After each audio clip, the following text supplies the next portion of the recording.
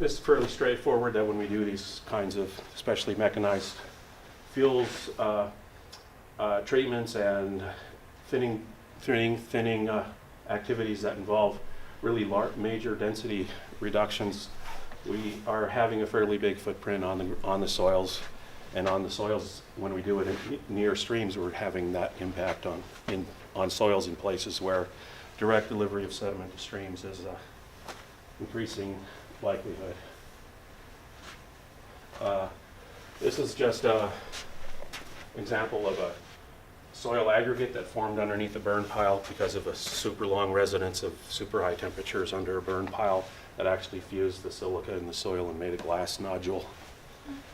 A lot different phenomenon than you get in most acres, in most areas burned by wildfire. It may be a very localized effect. And roads and skid trails, universally the principal and most sustained source of erosion and sedimentation to forested streams. It doesn't go away unless you go out there and actually, there are some cases where skid trails, particularly skid trails and not heavily engineered roads, will self-recover just through vegetative succession. In most cases that's not true. They appear to be doing that. Then a large storm event will trigger a new episode of gullying. So because of the subsurface flow routing has not actually recovered, and so they remain vulnerable, particularly to high stress precipitation events or rain on snow events.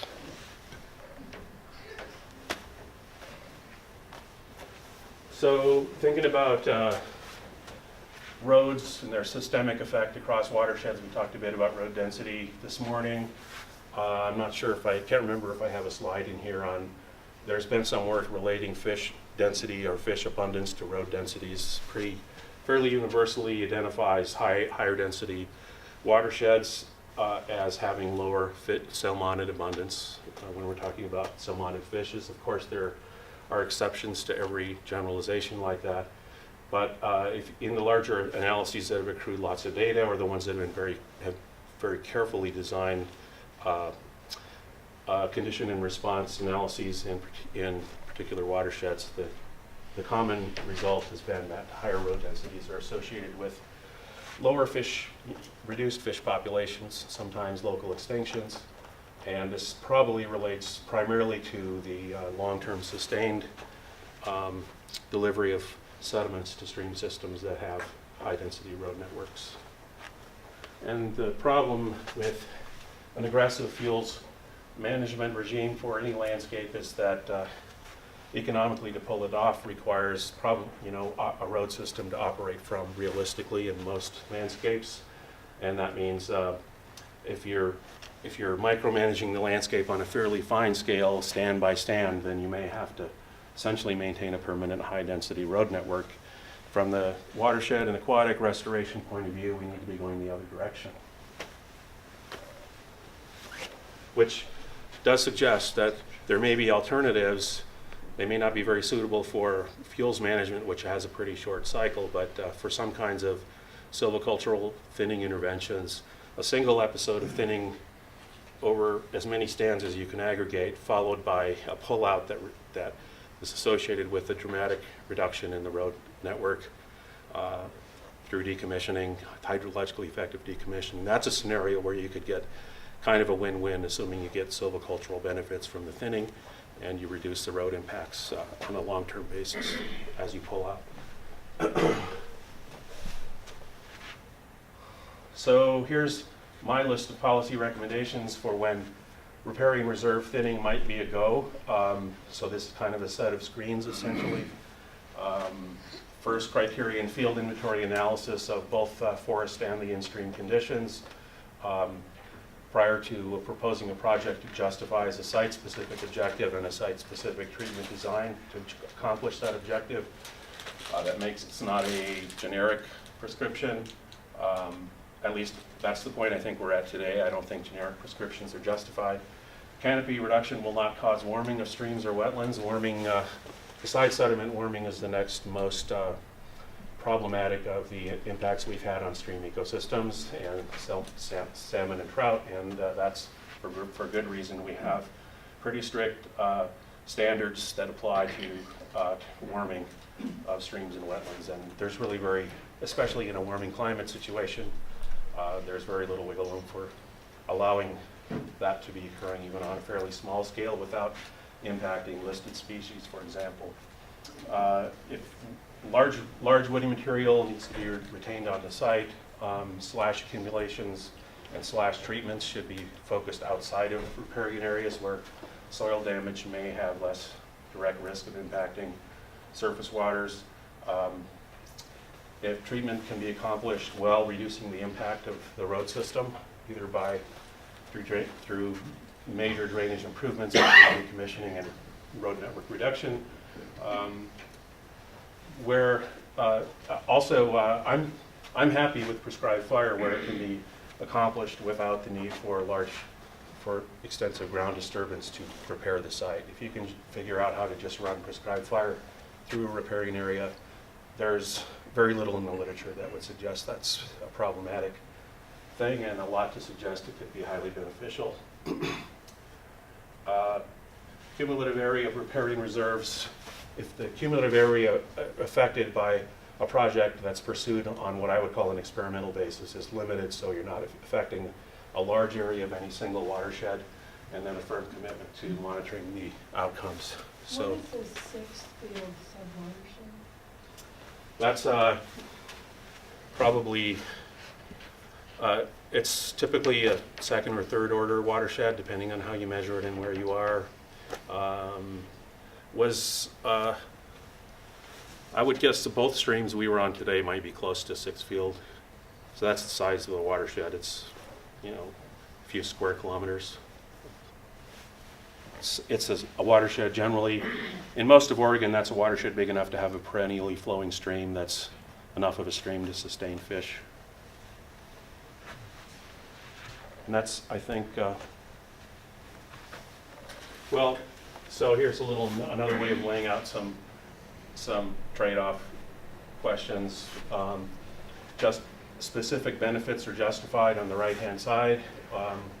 And here's some conditions where I've seen in my field experience where there might be some legitimate basis to do at least experimental work and see what works and what doesn't, where thinning is necessary to get rid of off-site exotic trees that have been planted on a site or invading, where this is an intriguing one that I don't think is anywhere near proven, but might be worth seeing if it works, and that is preserving dry site species where they're about to be topped by a closing canopy, just so that the species are maintained in at least a fugitive state in the stand to support future, succession under future climates that might be drier and warmer. I have put the riparian treatments to alter large-scale fields continuity and fire behavior in the bin of pretty dubious in terms of existing research results and monitoring results and my own personal experience in seeing outcomes on the ground in many fires. And then there's just a list of practices that are sort of minimum risk practices that really have relatively limited impact or risk of impact on streams, and those are probably a go under numerous circumstances.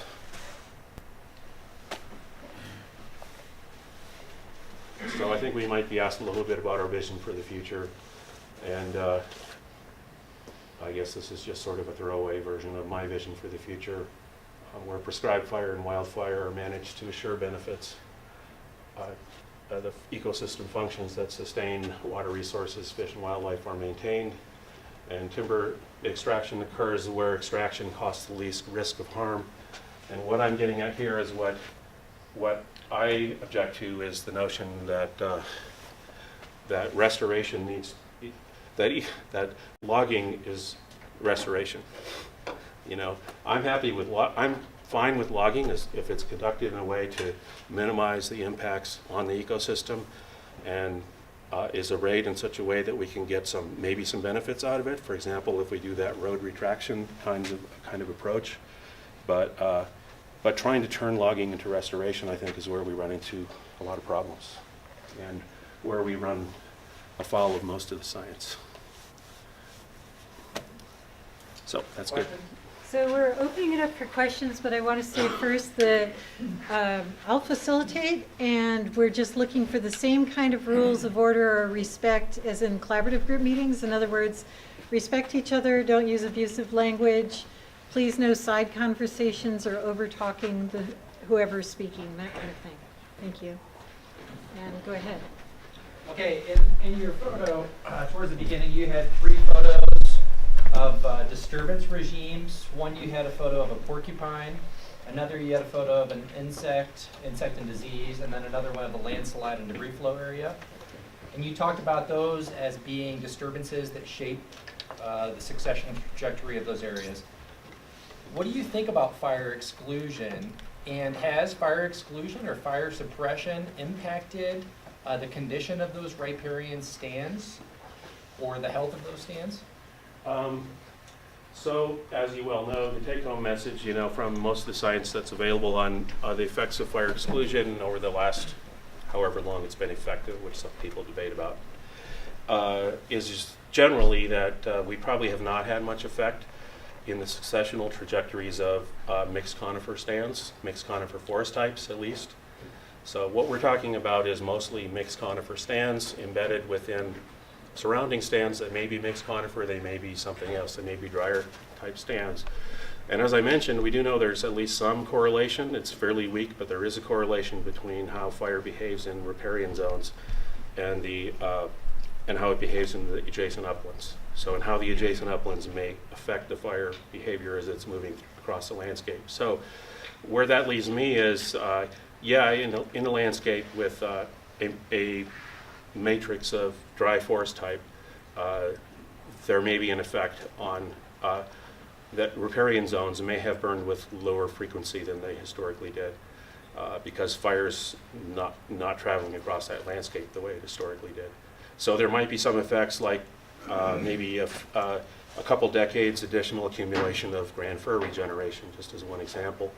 But I don't think that we can, I think the way to affect the riparian area is certainly with minimal risk to the riparian resources is by concentrating to the extent fuels and thinning achieve silvicultural objectives, focus on the surrounding upland forest types. Let the riparian areas take care of themselves. And the management of that matrix will have more to do with how the riparian forests respond in the future than any tweaking we do in those riparian stands. With regard to fire, which is usually bats last, right? It's usually what does shape the system. Go ahead. So kind of tagging on to what you were saying about the riparian areas are going to burn kind of based on how the upland areas are behaving. It seems like out here we often see that the outermost 100 or 200 feet sometimes of an RHCA really is acting more like an upland stand. They're drier sites, and so I'm just wondering, if those pieces of the RHCA are acting more like upland stands, then is it appropriate to treat them in that way? If their fire behavior is going to be closer to an upland stand than, say, the actual ecologically riparian portion of the RHCA? Well, you do need to recognize there are trade-offs there. So, like the 300-meter nutrient retention zone, for example, is one which goes even outside of our biggest in-fish, packfish widths, right? And we do need to recognize, really most of the effect was within 100 to 150 meters, so that puts us kind of in the zone of, not the inner zone of the riparian habitat conservation areas, but the outer zone. So I think there are trade-offs that we need to recognize, and I think the erosion risks go up, especially if you have road activities that are even in proximity to that outer zone. We do know sediment delivery attenuates across that 300 feet or 150 feet, depending on what stream type you're in, but we also know that there are events where concentrated sediment flows off of roads, for example, will go straight through it and hit the stream. So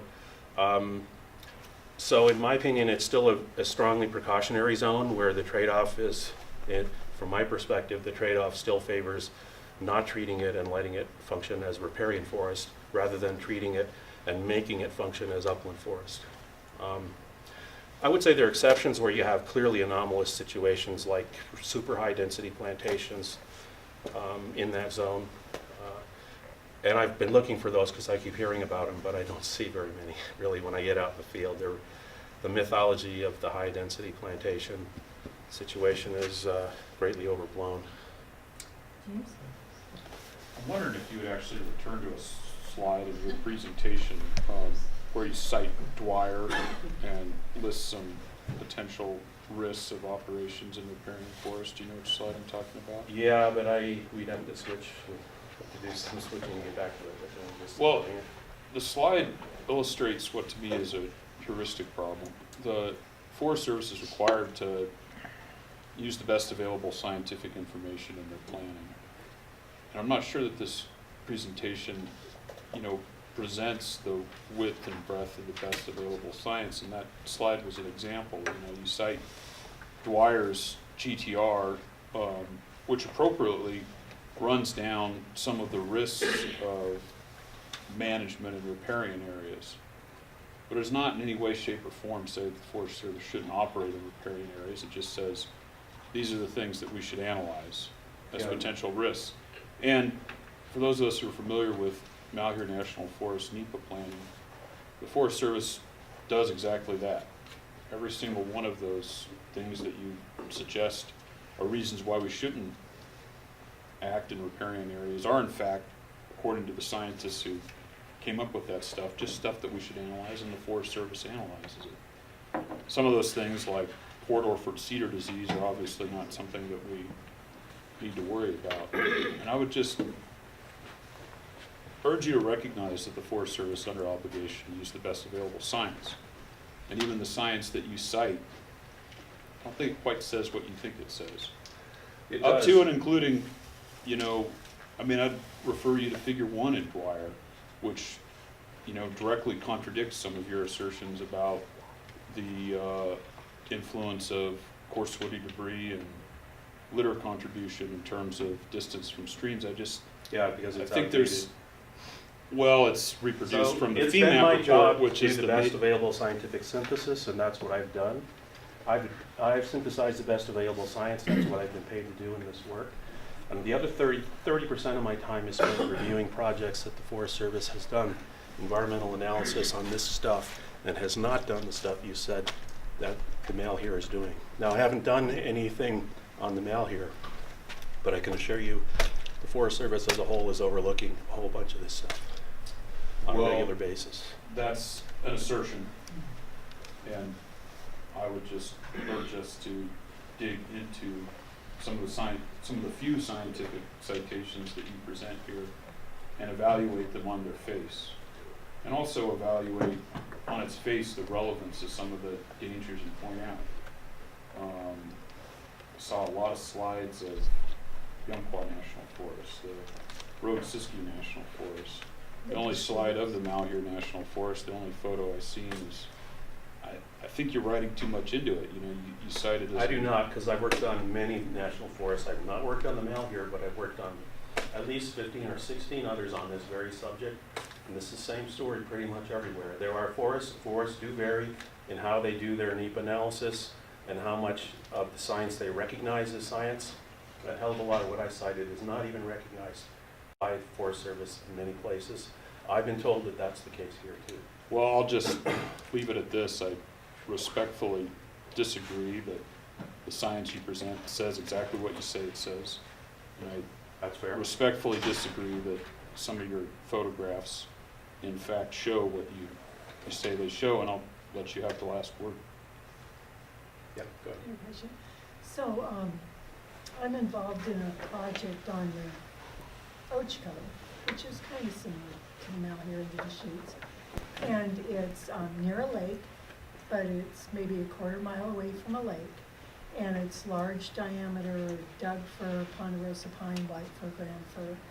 And they want to cut they want to do a forest plan amendment to cut the larger diameter trees due to laminated root rot. So my understanding is if they do that, it will actually spread the laminated root rot through the cutting of the trees. Am I right or am I wrong? I don't know the ecology of that particular disease, so I don't know. And Chad actually responded to that in a comment and did in fact say that it can spread to that. Yeah, it's generally true of most root rots, but subtleties. Okay. I had a quick question if I can. You know, what brought this collaborative together years back was, you know, industry being brought to its knees. Environmentalists weren't getting what they want because the forest is just, you know, burning up. I see a lot of what you don't want to have happen. What can you offer us as restorative actions that can be done short of letting fire take its course when that's not going to happen? We're not going to just let fires go from here forward. What can you offer us to help us restore these hundreds of thousands of acres that need work? Well, fire is the best restorative agent, and the lack of fire has been the problem. So, but that's an upland silvicultural issue. That's not really you should ask Chad that question. From my perspective, we need any program that you're going to call ecological restoration is going to have to deal with our highly impacting existing road network, which is, you know, a really big share of the problem with stream productivity and listed species. So if we don't find a way to reduce road densities and reduce the erosional impact of the roads that we do keep on the ground, then it's, from my perspective, it's not really restoration. It's forest management at the expense of watershed management. What about species composition and density? Which is a big problem here on the mountain. Well, a big problem for whom and for what? It's not a big problem for riparian areas, in my view, from what I've seen. I see lots of small grand firs that come up, and some of them are dying before they get very big, and others probably will go when there's a fire that moves through. But that's the way the riparian areas always have been. Are you more concerned about roads from a fine sediment standpoint or an altered hydrology standpoint? Can you separate those two, or? Well, yeah, you can separate them because we do know specific treatments to reduce, hydrologic connectivity for sediment delivery purposes. When not really conscientiously applied, that doesn't do the whole job even for sediment because of this phenomenon I mentioned of concentrated flows that can move over pretty large areas of toe slopes right down the streams, or over alluvial fans. But I have personally, it's not very well manifested in the current literature, but I personally, from what I've seen of relationships between in-stream resources and roads, for one thing that keeps coming out at me is there are very few studies where measures of road connectivity predicted in-stream fishery resources better than just overall road density.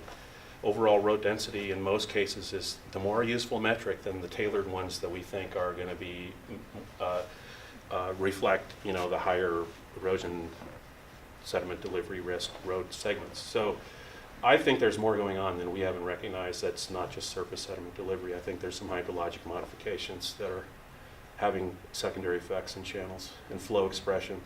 And another area that's just emerging, well, it's really been emerging for 15 years, but ignored, or 10 years, but is low flow depletion associated with second growth forest. Or the loss, or you can flip it and say the loss of mature forest cover on a watershed scale. Jones and Post's work and Perry and Jones' most recent paper, which Perry and Jones in their most recent work argue applies a lot more broadly than just on the experimental watershed sites that were the basis of the work. So what are you saying there? You're saying a lot right there, I think. So you're suggesting move younger forests to more mature forests. Well, or allow them to move to more mature forests. Yeah, don't slow down the process of them getting there. Anyone else before we move on to the next presentation? I do. And so I just wanted to, it came up in the field trip and I just wanted to be responsive to a question that was more directed about the outer logging, the logging that is being proposed for the outer RHCA as opposed to the inner, because I think, partially I could have done a better job being a little bit more distinct about those two conversations. though they are very connected. And so anyway, I just wanted to maybe have it be directly addressed what sorts of ecological impacts you might be worried about from the removal of commercial-sized logs from the outer RHCA. And yeah, so. Okay, so commercial-sized logs, you're talking about depleting debris recruitment to the inner zone into the stream channel, because they're generally going to be, you know, in some cases at least, they're going to be big enough that they can, if they fall down, they can get there, or they may fall and roll and get there. So there's some level of effect. It's a lot less of a magnitude effect than cutting trees right in the stream bank. But there's this risk of sediment delivery in this whole lower slope position that we're talking about. So there is no outer riparian zone that's not in some kind of lower slope position. It may be extremely gentle slope, but it's nevertheless in proximity to stream channels. So the probability of sediment delivery from any ground disturbance source goes up in that area. It may be zero in very limited circumstances, but that's very unusual. Then there's a nutrient retention issue that I talked about that nobody else ever talks about, which extends well outside the inner zone of 100 feet or 150 feet, whichever forest you're on and how they call that. Actually, there are some west side forests that are calling their inner zone 60 feet. We also know from most recent work that's really carefully empirically looked at, shade removal and stream temperature response, that shade removal between 100 and 120 feet can affect measurably increased stream temperatures in some circumstances. So maybe 20%, up to 50% of the time when you get to 100 feet. That's mostly west side work, but it's simple geometry, so there isn't any reason a priori to think that it doesn't also apply to Eastern Oregon. So at least those are arguments that the nutrient one pushes you way out there, but for example, if we really want to protect stream temperature and meet legal requirements, you should be talking about an inner zone that's 120 feet. Any other questions before we move on to Chad's? Yes, Rosie? So you're talking about sediment a lot and the justly right concern about sediment, and then you're also saying that these stands, you'd like to see them go from young to more mature. So what would you think of a treatment? Non-commercial, don't even think about commercial. I feel like that word makes everyone just freak out and stop thinking what they're thinking about. But the inner zone, don't even think about the inner zone. The aquatic restoration biological, you're allowed to do large wood restoration in there, right? With the idea that you do have some short-term impacts on sediment, on temperature, on all these things. But the long-term benefit is that you have more large wood in the stream, and you have to pick the trees that you take. It doesn't matter if we want to talk about what species they are, and generally we talk to our silviculturists about that, and we say we want to get the tree species that would make this area healthy, and you take the size and